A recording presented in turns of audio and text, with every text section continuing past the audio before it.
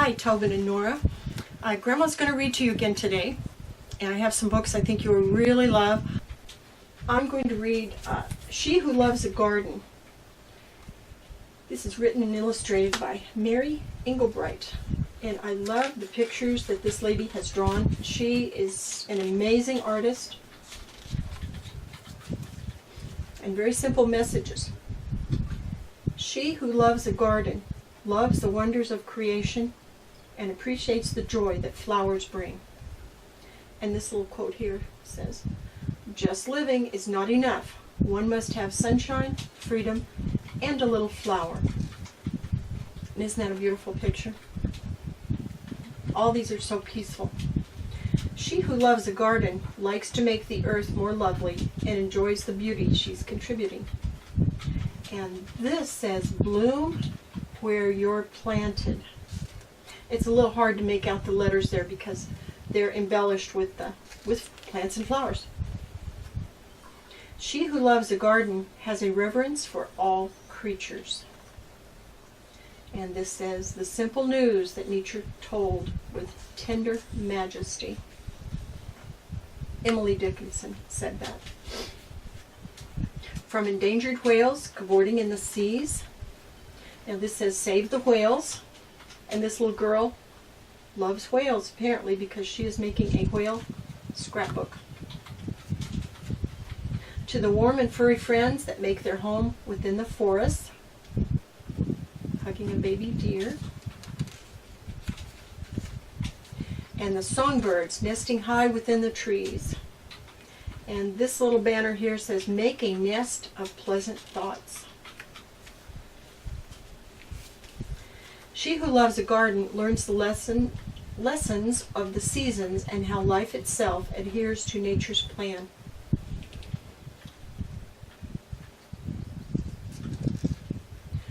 And this says, "Silently, one by one, in the infinite meadows of heaven, blossom the lovely stars, the forget-me-nots of angels." I love that picture. Look at the little rabbits. Somebody's working in her garden. This little guy is watering the garden. That from every winter sleep there comes a wonderful awakening, holding promise, as it has since time began. And I think you remember probably that I like snowflakes. This page has snowflakes on it. She who loves a garden knows it's only hers to borrow. And this says, "We have not inherited the earth from our fathers. We are borrowing it from our children." That is a Native American saying. That the tender care she puts into the soil. And this says, "Come forth into the light of things. Let nature be your teacher." That was William Wordsworth who said that. Helps the children of tomorrow carry on what she has started, giving strength and lasting value to her toil. And here's a little boy just apparently coming out of a flower shop. And this says, "We can never have enough of nature." I think that is true. She who loves a garden loves the joys of simple living and the peace on which no man can put a price. She who loves a garden has a very special treasure, for she has found her private paradise. Take a look at that picture. Little boy sitting in a tree and looking out across the plains. And the last picture, again, a little girl working in the garden. And if you ever want this book, you may have this. Here's another one that I really like. Rock Suboxene. Written by Allison McLaren and illustrated by Barbara Cooney. Barbara Cooney is one of the top illustrators of children's books. She is outstanding. Now this book takes place in the desert, and I don't think you've ever seen a desert, but you will someday. It's like the opposite of the beach, but also very beautiful. And this is based on a true story. Marion called it Roxaboxen. She always knew the name of everything. There across the road it looked like any rocky hill. I had a little trouble with catlet in my lap here. Sit still. There, across the road, it looked like any rocky hill. Nothing but sand and rocks, some old wooden boxes, cactus and greasewood and thorny ocotillo. But it was a special place. The street between Roxaboxen and the houses curved like a river, so Marion named it the River Road. After that, you had to ford a river to reach Roxaboxen. Of course, all of Marion's sisters came. Anna May and Frances and little Jean. Charles from next door, even though he was 12. Oh, and Eleanor, naturally, and Jamie with his brother Paul. Later on there were others, but these were the first.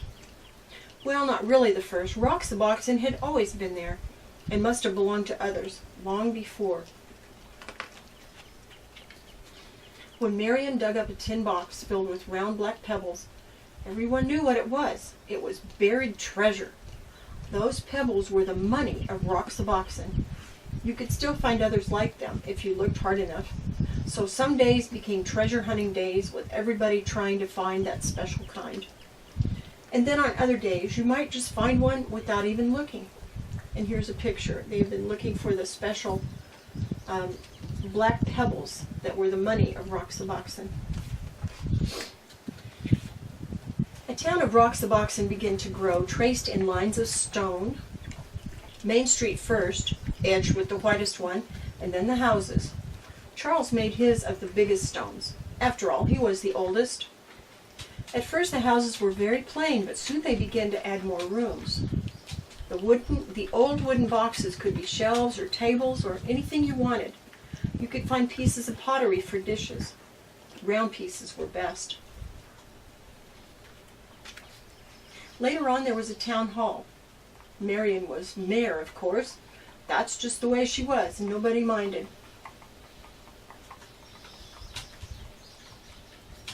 After a while they added other streets. Frances moved to one of them and built herself a new house outlined in desert glass. Bits of amber, amethyst, and sea green. A house of jewels. I think she did a good job on that, don't you? And because everybody had plenty of money, there were plenty of shops.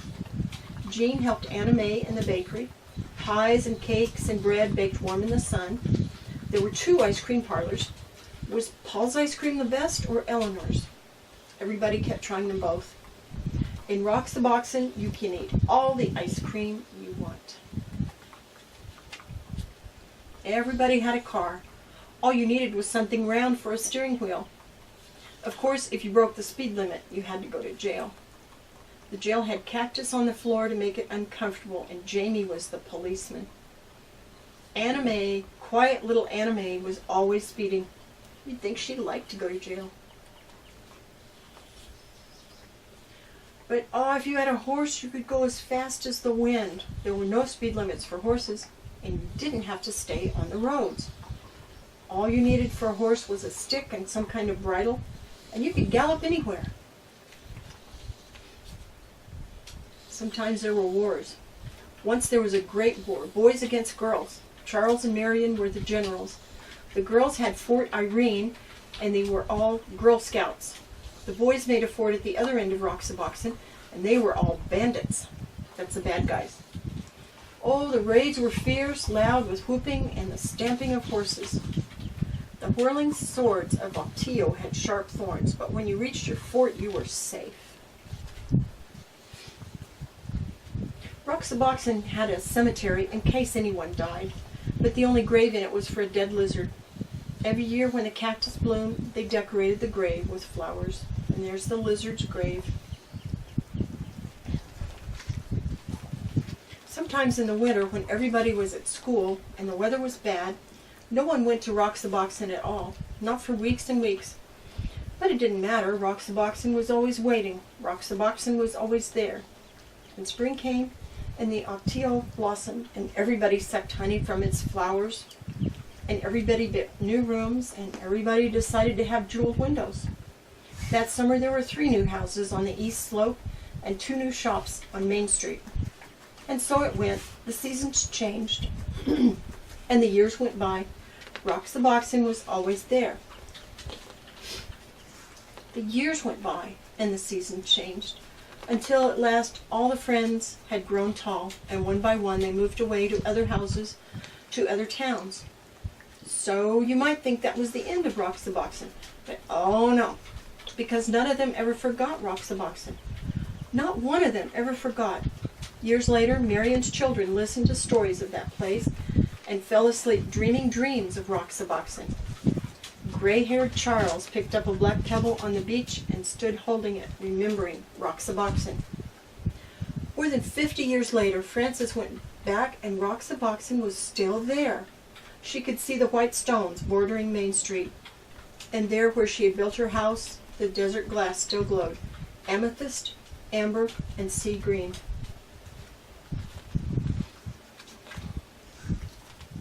Now this is the true story. I think I've got tea on this book. I'm sorry about that. On a hill in the southeast corner of 2nd Avenue and 8th Street in Yuma, Arizona, there is a place once known as Roxaboxen. The events in this book really happened to Alice McLaren's mother. With the aid of her mother's childhood manuscript, the memories of relatives, and letters and maps from the former inhabitants of Roxaboxen, Alice McLaren was able to recreate that magical world as if she had played there herself. She presents us with a celebration of the active imagination, of the ability of children to create, even with the most unpromising materials. A world of fantasy so real and multi-dimensional that it earns a lasting place in memory. Artist Barbara Cooney saw Roxaboxen as one of her toughest assignments yet, constructing a magical world out of something that wasn't there. She made 2 trips to the desert where she found a small tan hill dotted with stones and rocks, a scattering of desert plants, and now lots of broken glass and an old car chassis. But accompanied by Alice McLaren's 80-year-old Aunt Frances, former Rock Suboxone, the magic and spirit of Roxaboxen began to emerge, a magic found in the minds and the hearts of the children who played there. So this is an excellent example and a true story about children who built their own little world, and that's something that my brother and I did when we were young.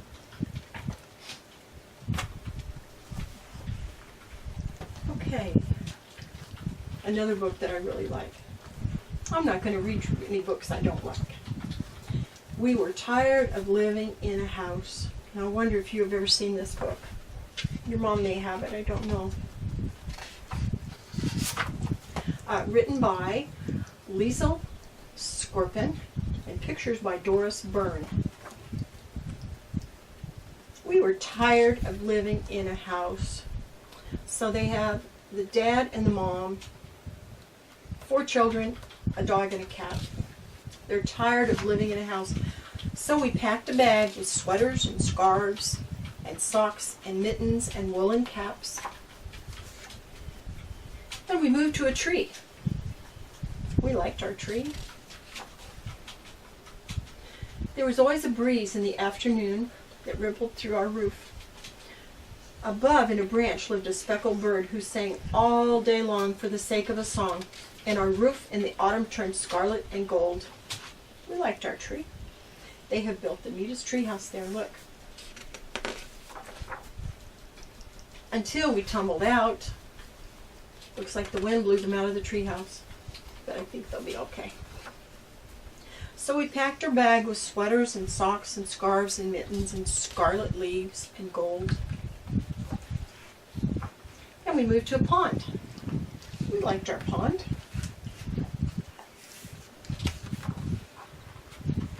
We built a raft and floated about among the reeds and lily pads. Below, fish darted, dragonflies above, and pog fronds sang with us on summer nights. We liked our pond. Until we sank.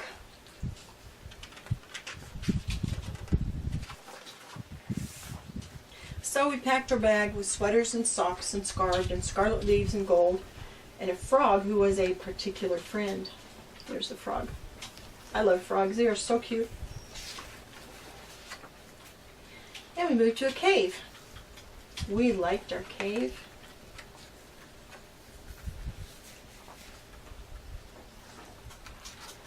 We slept on beds of cool green moss. We hunted for blackberries in the woods.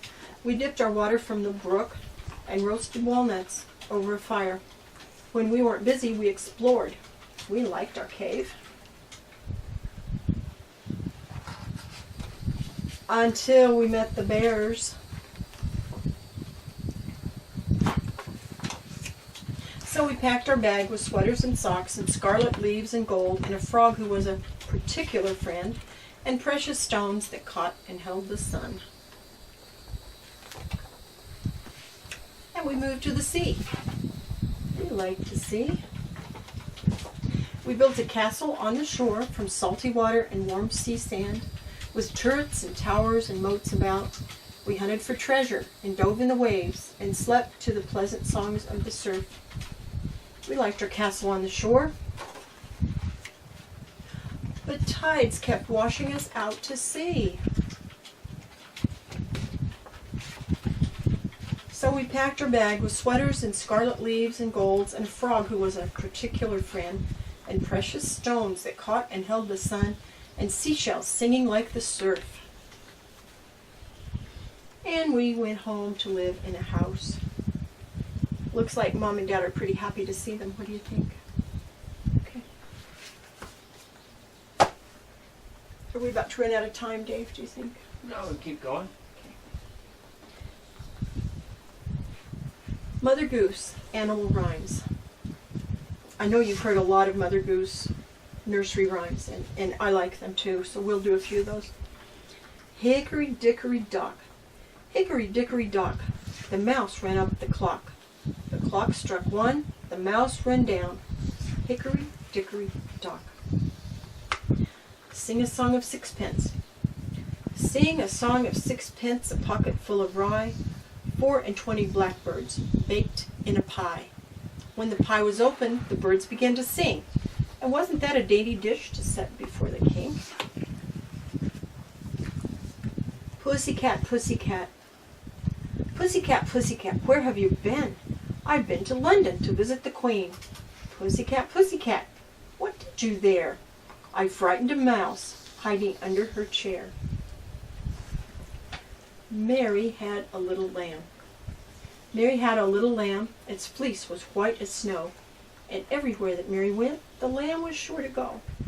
It followed her to school one day, which was against the rule. It made the children laugh and play to see a lamb at school. Ride a cock horse. Ride a cock horse to Banbury Cross to see a fine lady upon a white horse. With rings on her fingers and bells on her toes, she shall have music wherever she goes. Hey diddle diddle. Hey diddle diddle, the cat and the fiddle. The cow jumped over the moon. The little dog laughed to see such sport, and the dish ran away with the spoon. I like those Mother Goose rhymes. Okay, now we're going to move to a book that is used in school. And I think this might be about, I don't know, maybe a second grade book. I'm not sure. But a couple of really nice, and again, any of these books that I have, you may have whenever your mom and dad feel that they have room for them. I know you have a lot of books right now. That's good. Our Singing Planet, and this first story is Pardon, Said the Giraffe, written by Colin West. We're starting out with a frog, and I guess you can probably tell what that is. That is a giraffe. What's it like up there? Asked the frog as he hopped on the ground. Pardon, said the giraffe. What's it like up there? Asked the frog as he hopped up on the lion. Pardon, said the giraffe. What's it like up there? Asked the frog as he hopped on the hippo. Pardon, said the giraffe. I think that's how a giraffe would say pardon, since they have long necks, maybe. What's it like up there? Asked the frog as he hopped up on the elephant. Pardon, said the giraffe. What's it like up there? Asked the frog as he hopped on the giraffe.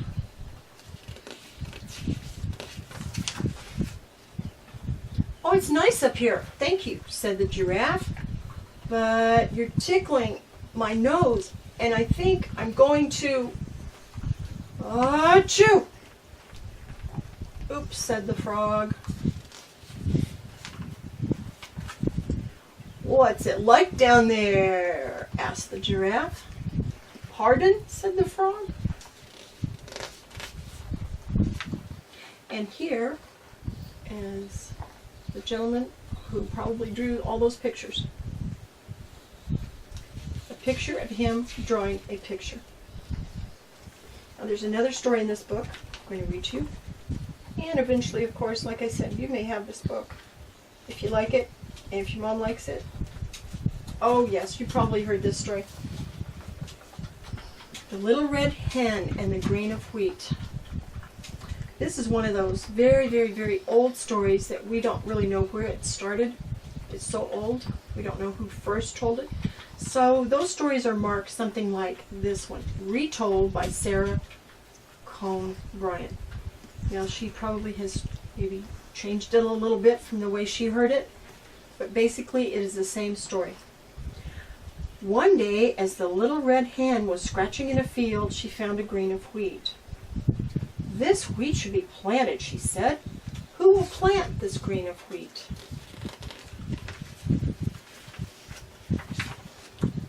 Not I, said the duck. Not I, said the cat. Not I, said the dog. Then I will, said the Little Red Hen, and she did.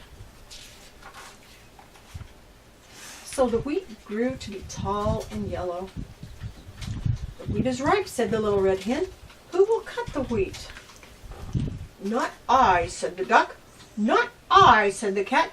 Not I, said the dog. They're running away, aren't they? They don't want to do anything. Then I will, said the Little Red Hen, and she did. When the wheat was cut, the Little Red Hen said, Who will thresh this wheat? Not I, said the duck. Not I, said the cat. Not I, said the dog. They look pretty grumpy too, don't they?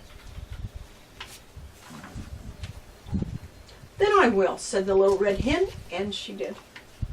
When the wheat was all threshed, the Little Red Hen said, Who will take this wheat to the mill? Not I, said the duck. Not I, said the cat. Not I, said the dog. Then I will, said the Little Red Hen, and she did. She's taking it to the mill to get it ground into flour. What do you think she's going to do with the flour? There it is, flour. She took the wheat to the mill and had it ground into flour. Then she said, Who will make this flour into bread? Not I, said the duck. Not I, said the cat. Not I, said the dog. Then I will, said the Little Red Hen, and she did. She made and baked the bread.